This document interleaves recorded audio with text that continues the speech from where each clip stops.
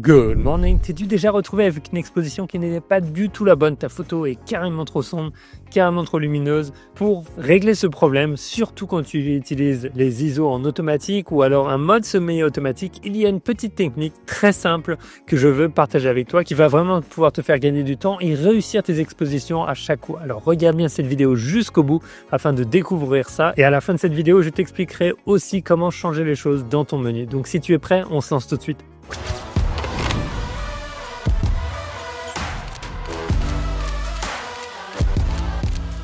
Alors, je suis toujours en voyage et quelque chose qui m'est venu vraiment à l'esprit, surtout quand j'ai une lumière forte qui m'arrive, c'est qu'il y a bien une grosse problématique, ça va être d'avoir le sujet bien exposé, surtout quand il est à contre-jour, surtout quand il est dans une zone sombre, ou alors qu'au contraire, on veut que le sujet soit une silhouette et l'appareil ne fait pas du tout ce qu'on veut.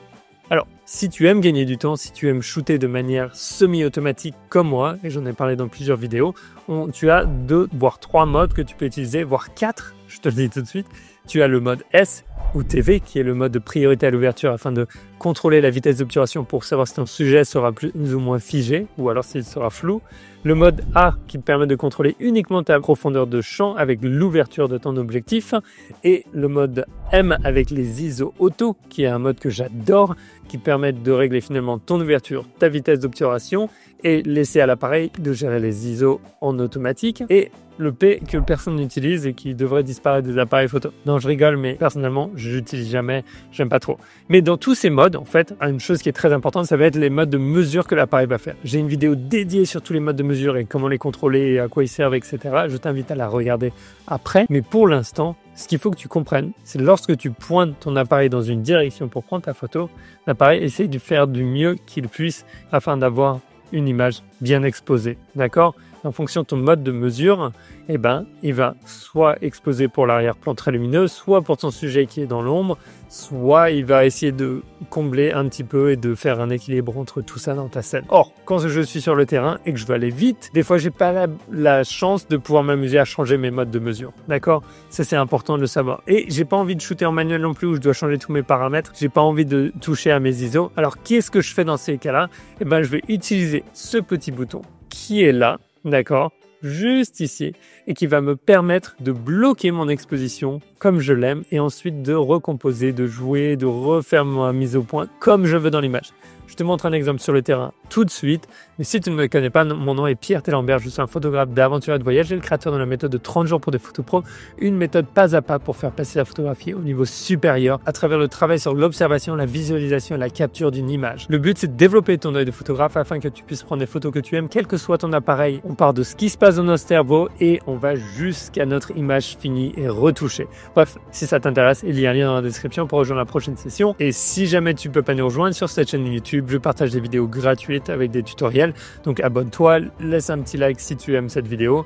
Et revenons à nos moutons, c'est-à-dire notre petit bouton AEL. Dis-moi si tu sais ce que c'est et si tu l'utilises déjà.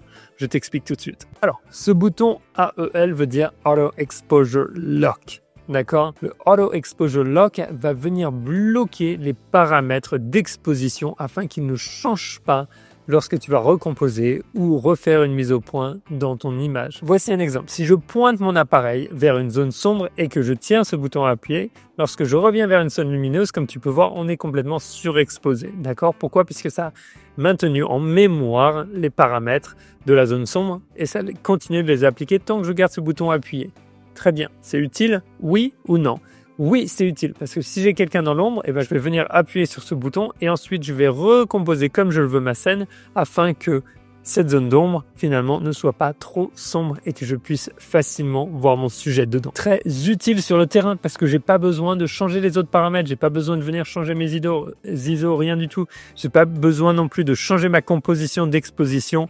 Je peux simplement enregistrer ça et après faire ce que je veux. Par contre, si tu dois rester appuyé sur ce bouton, ça veut dire que tu peux peut-être pas faire ta mise au point avec le bouton à l'arrière qui est le Back Button Focus parce que tu as déjà le bouton appuyé. Donc ça commence à faire un petit peu trop de gymnastique des doigts. Honnêtement, il y a bien meilleur. Tu vas dans ton petit menu Sony et tu vas venir paramétrer dans les personnalisations des manipulations, les réglages personnalisés et tu vas venir changer le petit numéro 1 appuyer relâcher AEL et ça va tout changer. Ça veut dire qu'une fois que tu appuies une fois dessus, il l'enregistre, tu n'as plus besoin d'appuyer. Donc moi, je peux faire mes mises au point comme je veux sur mes sujets, mes recompositions et lorsque j'ai fini d'utiliser cette exposition, hop, je rappuie dessus et ça l'efface de la mémoire. J'espère que ça a du sens. Le plus simple pour bien le prendre en main, c'est d'essayer. Donc je te laisse essayer, prends ton appareil, essaye. Si tu es sur Canon, Nikon ou Fuji, tu dois pouvoir faire la même chose. Regarde ton manuel, ça s'appelle maintien AEL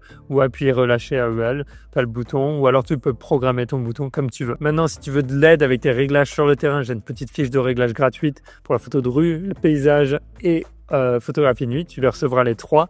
Et dernièrement, si tu veux approfondir ta connaissance sur le mode de mesure, sur comment ton appareil finalement fait ses expositions, si tu sais pas trop, je te laisse regarder cette vidéo et regarde celle-là si tu veux en apprendre plus sur ce fameux back button focus, une technique essentielle. Maintenant, sors, va prendre des photos et c'est quelque chose de nouveau et c'est quelque chose de différent. On se retrouve dans la prochaine. Ciao!